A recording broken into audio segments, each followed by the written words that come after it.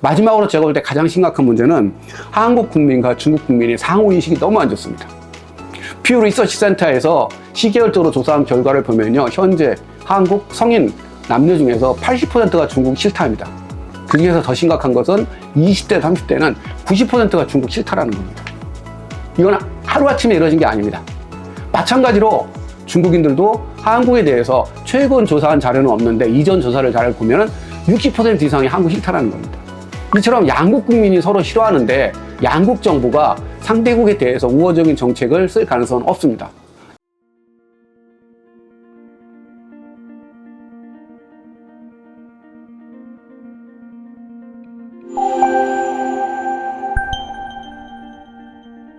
예, 정치, 경제, 외교 크게 이렇게 세 가지 방향에서 설명드리겠습니다.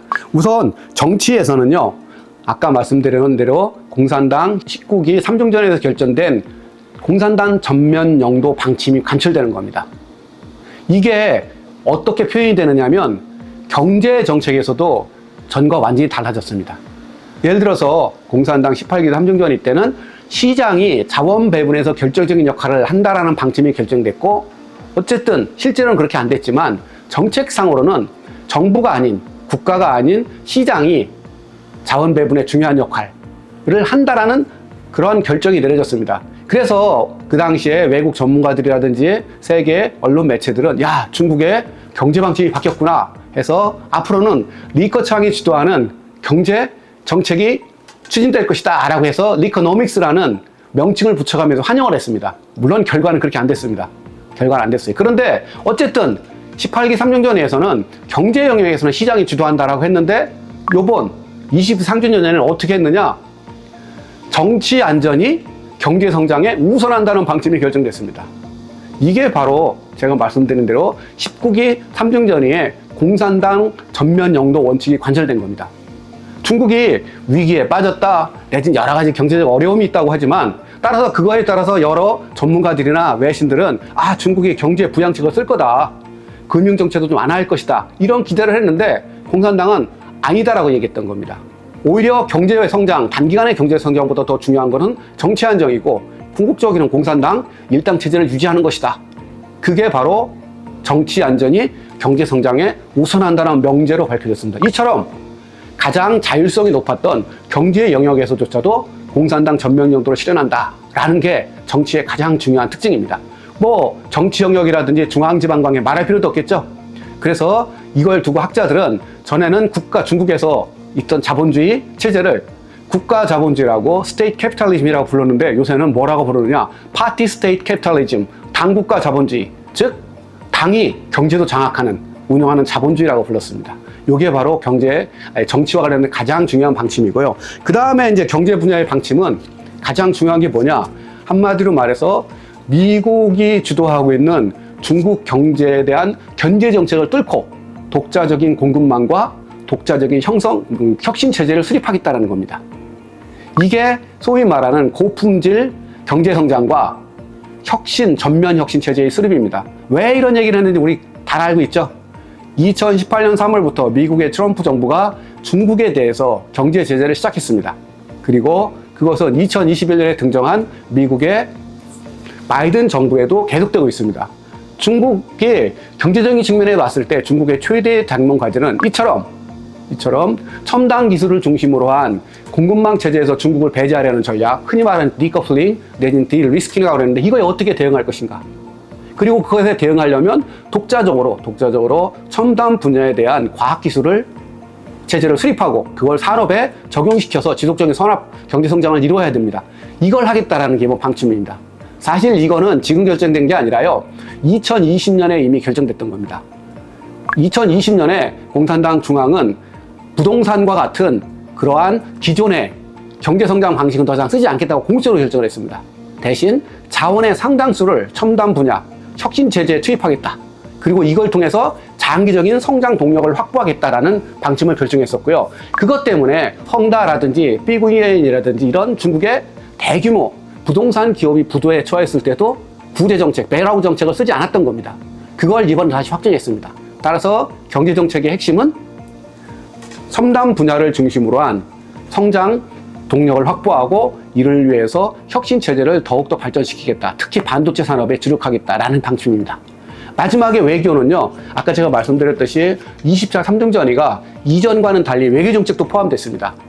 그 내용을 축약하면 외교 방침은 중국이 생각하는 핵심 이익, 즉 주권, 영토, 발전 이익에 대해서는 반드시 지킬 것이고, 동시에 미국이 주도하는 국제 질서를 민주화하고, 동시에 경제적인 세계화, 글로벌라이제이션을 계속 추진하겠다라는 겁니다. 이거는 이제 미국과 정면으로 부딪히는 거죠. 예를 들어서 미국 같은 경우는 남중국해를 비롯한 동중국해 이 지역의 중국의 핵심을 인정하지 않습니다. 더 나아가서 미국은 자유무역 제재를 지금 훼손하면서 중국에 대한 압박, 경제적 압박을 계속하고 있죠.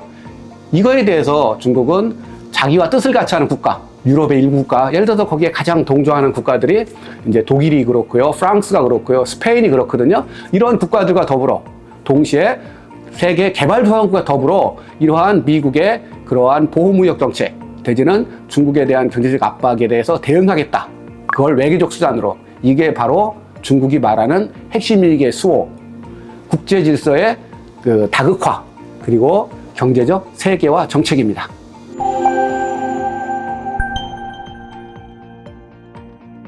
예, 두 가지로 나누어서 말씀드리겠습니다. 첫째는 이제 미중 관계가 어떻게 될 것인가입니다. 한마디로 말해서 미중 관계는 현재와 같은 협력보다는 경쟁과 대립의 관계가 앞으로 지속될 겁니다. 그 이유는 간단합니다.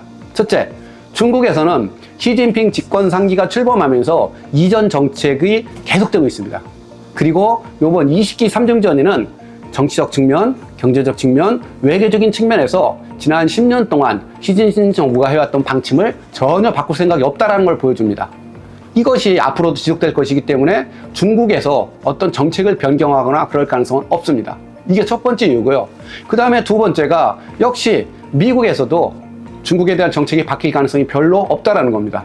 현재 트럼프 후보자와 해리스 부통령이 11월 대선을 놓고 치열하게 경쟁하고 있는데, 공화당이 집권, 즉 트럼프가 집권을 하건 아니면 해리스 부통령이 집권하건 우리가 알 수 있듯이 미국의 중국에 대한 경제 정책은 크게 바뀌지 않을 것입니다. 따라서 이 두 측면에서 봤을 때 앞으로 미국과 중국, 중국과 미국과의 전략적 경쟁 내지는 패권 경쟁은 더욱 치열하게 전개될 것이고요. 그리고 제 판단에서는 이것은 아무리 짧아도 10년, 길으면 20년까지 지속될 거라, 20년 정도 지속될 거라고 봅니다. 자, 그러면 한중 관계는 어떻게 되느냐? 역시 한국 측에서, 한국 정부에서 어떤 주도적으로 개선하려는 노력을 안 보인다라면 중국 측에서도 역시 한중 관계를 개선하겠다는 생각이 별로 없을 거라는 게 제 판단입니다. 이게 이제 20기 3중전에서 결정된 그런 정책에 기반해서 말씀드리는 거고요. 현재 한중 관계는 세 가지 측면에서 다 어려움이 있습니다. 첫 번째가 정부 차원에서는요, 상호 무관심입니다.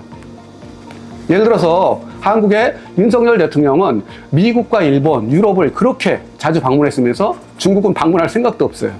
그리고 전제 조건이 이번은 중국의 시진핑 총서기가 한국을 방문해야 된다라는 판단하에서 시진핑 총서기가 한국에 방문하기 전까지는 윤석열 대통령이 중국을 방문하는 일은 없을 것이다 라는 얘기를 공공연히 해왔습니다. 그러면 중국은 어떠냐? 별로 관심이 없어요. 왜냐하면 현 정부 들어서 이미 한국은 미국과 일본과 더불어 중국을 군사안보적으로 포위하는 전략에 참여했다라는 판단하에서 이런 상태에서 중국이 한국과 더 이상 논의할 만한 외교 안보적 이슈가 없다라는 판단입니다. 더 나아가선 아시겠지만 한중 간의 경제 관계에서 한국이 중국에 줄 수 있는 내용이 별로 없습니다. 별로 필요한 게 없어요. 옛날과 달라졌습니다. 이런 측면에서 중국 정부도 한국에 대해서 멀뚱멀뚱 쳐다보는, 니네가 알아서 하라, 길게 봐서 누구에게 이익인가를 한번 보자 라는 게 이제 정부 차원의 관계고요. 그러면 경제 차원은 어떠냐? 10년 전까지만 하더라도 한중 경제는 상호 보완적이었습니다. 그러나 현재는 한중 경제 관계는 상호 보완보다는 상호 경쟁이 훨씬 치열해졌습니다. 지금 심각한 문제가 이러지라고 했더니 아마 다 아실 겁니다. 예를 들어서 한국의 대기업, 내노라는 대기업들이 중국 시장에서 기술 부족 등등의 이유로 퇴출되고 있고요. 문제는 여기서 끝나는 게 아니라 미국과 북유럽을 제외한 나머지 개발도상국 시장 대부분에서 한국 기업이 지금 중국 기업에 밀리고 있습니다. 이처럼 한국 기업과 중국 기업이 치열한 경쟁을 전개하고 있고, 그리고 객관적으로 평가하면 반도체, 파운드리라든지 이런 특정 분야를 제외한 대부분의 분야에서 중국 기업에 밀리고 있는 상황에서 한국 기업과 중국 기업이 같이 무엇을 한다? 쉽지 않습니다. 이런 측면에서 경제적 측면에서도 어렵습니다. 마지막으로 제가 볼 때 가장 심각한 문제는 한국 국민과 중국 국민의 상호인식이 너무 안 좋습니다. 퓨 리서치 센터에서 시계열적으로 조사한 결과를 보면요, 현재 한국 성인 남녀 중에서 80%가 중국 싫다입니다. 그 중에서 더 심각한 것은 20대, 30대는 90%가 중국 싫다라는 겁니다. 이건 하루아침에 이루어진 게 아닙니다. 마찬가지로 중국인들도 한국에 대해서 최근 조사한 자료는 없는데 이전 조사를 잘 보면 60% 이상이 한국 싫다라는 겁니다. 이처럼 양국 국민이 서로 싫어하는데 양국 정부가 상대국에 대해서 우호적인 정책을 쓸 가능성은 없습니다. 이처럼 정부, 기업, 국민 사이에서 한중 관계는 서로 상당히 안 좋은 상태고, 그러나 현재 중국의 최소한 정책을 보면 한중 관계를 능동적으로 개선하겠다는 의지는 안 보입니다. 이런 측면에서 한중 관계는 앞으로도 현재와 같은 갈등과 대립이 지속될 가능성이 높고요. 이게 궁극적으로 한국의 국가 이익에 어떤 영향을 미치는가에 대해서 면밀히 검토하고 필요한 대응 정책을 전개해야 된다고 봅니다.